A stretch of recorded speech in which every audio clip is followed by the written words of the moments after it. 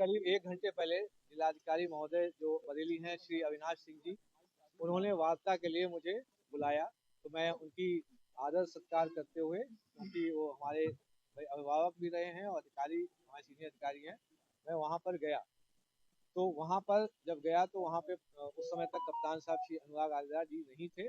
5 से 10 मिनट के बाद जिलाधिकारी महोदय द्वारा कप्तान साहब को कॉल करके श्री अनुराग आर्या जी को बुलाया गया। इस दौरान जो हमारे साथ सचिव साहब जो है बार एसोसिएशन बरेली के सचिव साहब दीपक पांडे जी भी थे, मेरे साथ में थे।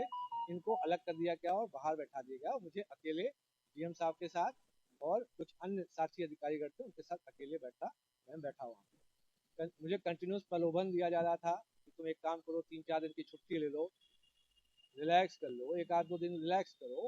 अभी इतनी जल्दी क्या है, 4 दिन में तुम्हारा प्रोसेस जो है हम कंप्लीट करवा देंगे, तुम्हें जल्दी रिलीविंग मिल जाएगी।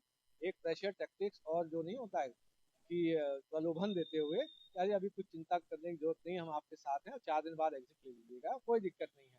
उनका ये आशय ये था कि जो एसआईआर का जो काम हुआ है उसका बहाना लेके कि 26 जनवरी को एसआईआर के काम से मैं बहुत प्रेशराइज था, इसलिए जो सिटी मजिस्ट्रेट बरेली अलंकार अग्निहोत्री ने रिजाइन दे दिया है और अभी वो 3-4 दिन की छुट्टी पे चले गए हैं, ऐसा उनकी प्लानिंग चल रही थी। इस बीच करीब 20 मिनट पहले, क्योंकि मैं अभी 10-12 मिनट पहले आया हूँ, करीब 25 मिनट पहले संभवतः लखनऊ से एक कॉल आया। जब कॉल आते ही उस समय तक डीएम साहब और कप्तान साहब अगल बगल बैठे थे। डीएम साहब उठकर बगल वाले बाथरूम में चले गए। बगल वाले बाथरूम में वो स्पीकर फोन पे थे। उधर से आवाज आई कि ये साला पंडित पागल हो गया है, इस साले को रात भर अपने आवास में बंधक बना के रखो, इसको साले को जाने मत देना।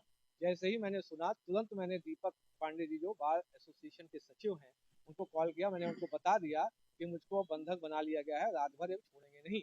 जब डीएम साहब जब बाथरूम से वापस आते हैं, क्योंकि मैं कप्तान साहब के सामने जो श्री अनुराग आर्या जी थे उनके सामने ही मैं फोन कर चुका था, तो उन्होंने बताया ये बाहर बता चुके हैं कि हमें बंधक बना लिया गया है।